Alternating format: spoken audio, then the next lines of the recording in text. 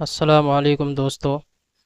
आज की इस वीडियो में हम देखने वाले हैं फॉर्मेट मेन्यू के बारे में।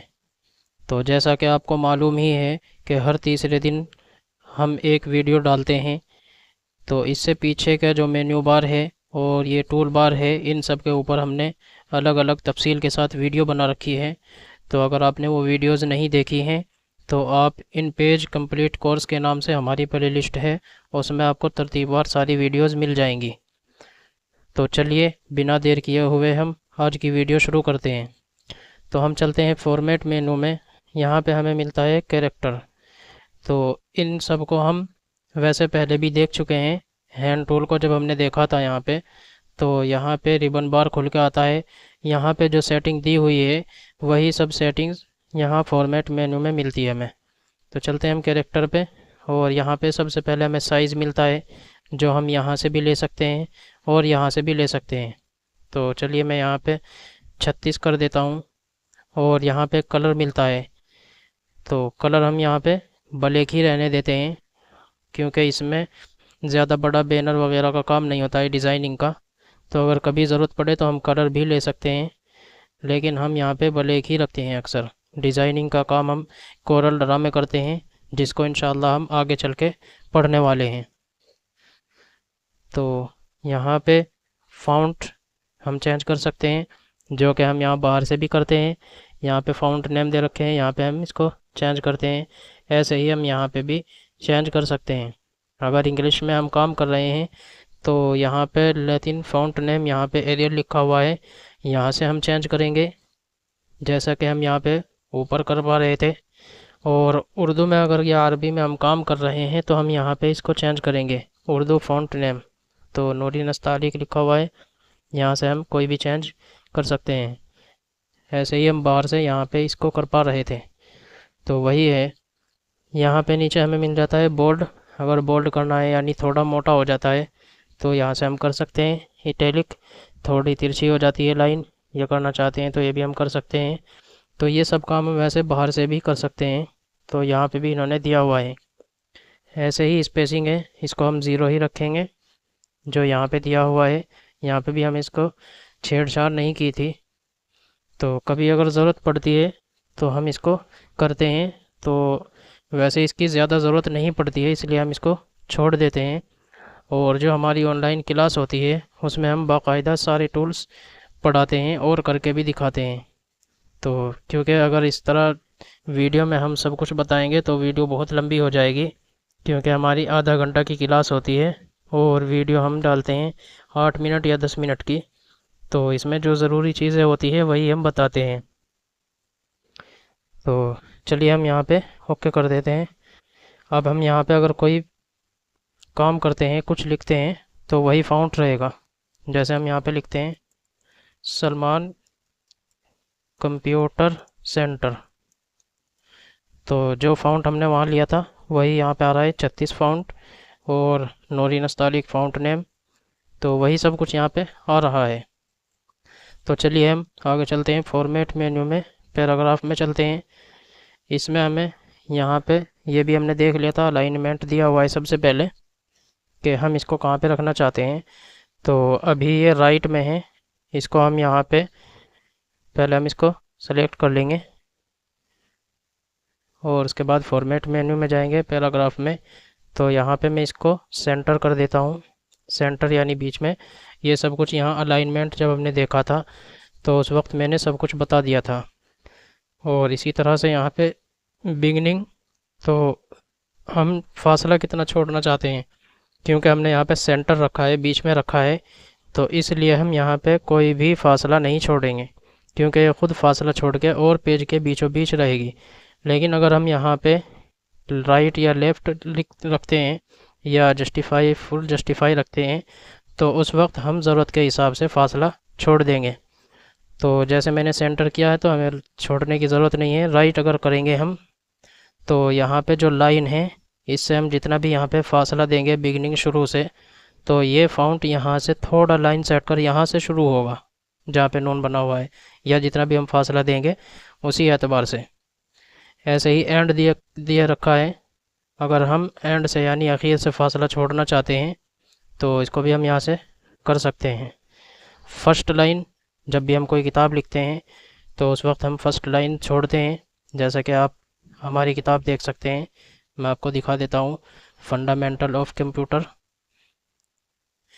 तो यहाँ पे देख रहे होंगे पहली लाइन जो शुरू हो रही है वो थोड़ी सी फासले के साथ शुरू हो रही है, और जब नीचे हम आएंगे तो ये यहाँ पे कम से कम आधा इंच का फासला है।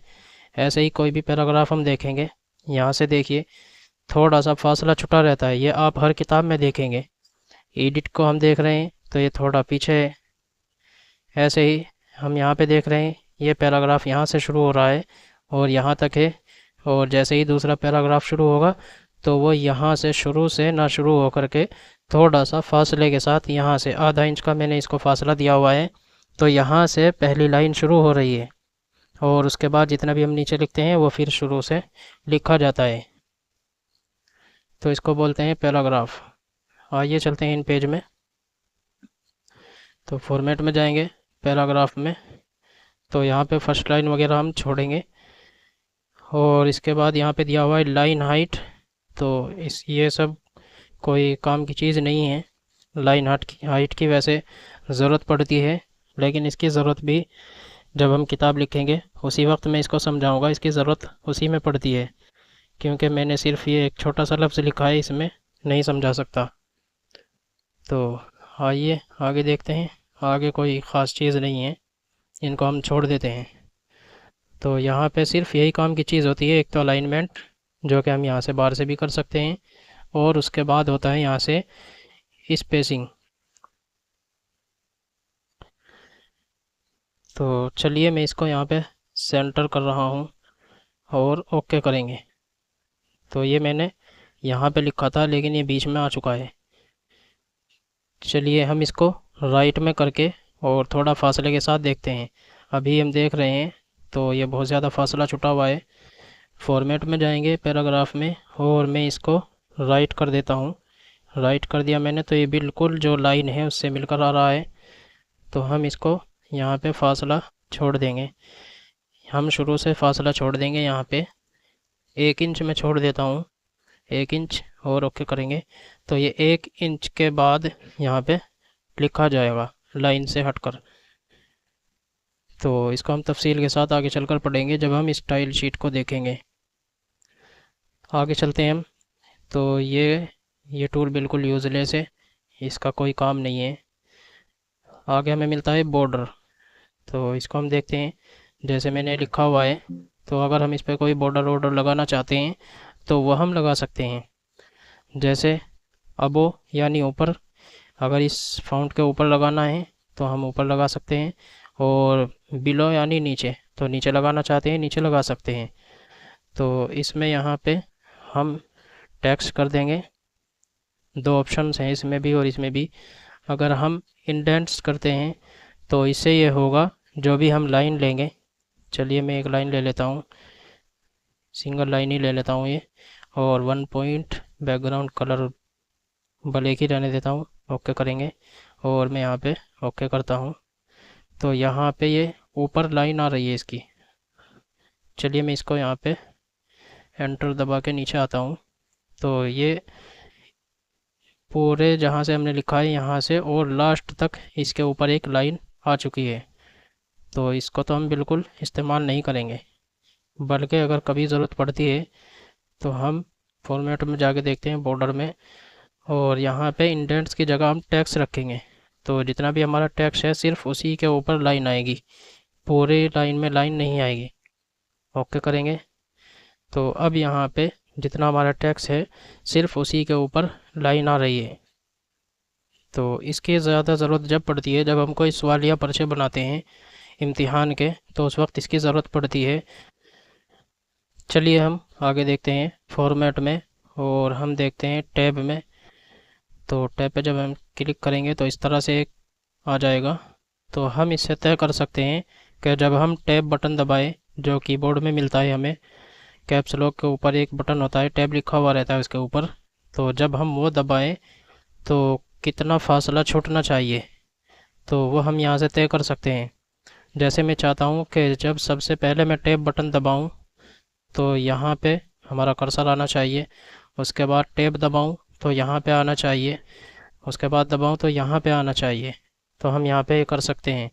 जैसे मैंने क्लिक कर दिया है, अब हम चलते हैं हैंड टूल पे जाएंगे और इसको हम यहाँ से बंद कर देते हैं टैब को। अब मैं जैसे ही टैब बटन दबाऊंगा तो कर्सर यहाँ पे आ गया है। फिर से टैब बटन दबाऊंगा तो यहाँ पे आ गया है, और फिर से टैब बटन दबाऊंगा तो ये यहाँ पे आ चुका है। जहाँ जहाँ पे मैंने क्लिक किया था ये वहीं पर जा रहा है। तो हम यहाँ पे इसको लगा सकते हैं। तो इसकी ज़रूरत भी जब ही पड़ती है जब हम किताब लिखेंगे। फ़िलहाल तो मैं आपको इनके काम बता रहा हूँ और इनके नाम बता रहा हूँ। बाकी इनको यूज़ कैसे करना है उसको हम आगे चल के देखेंगे। तो ठीक है दोस्तों, आज की वीडियो में हम इतना ही रखते हैं क्योंकि वीडियो ज़्यादा लंबी हो जाएगी। तो इंशाल्लाह आगे के ऑप्शंस हम देखेंगे अगली वीडियो में। जल्दी ही आपको इसकी वीडियो मिल जाएगी।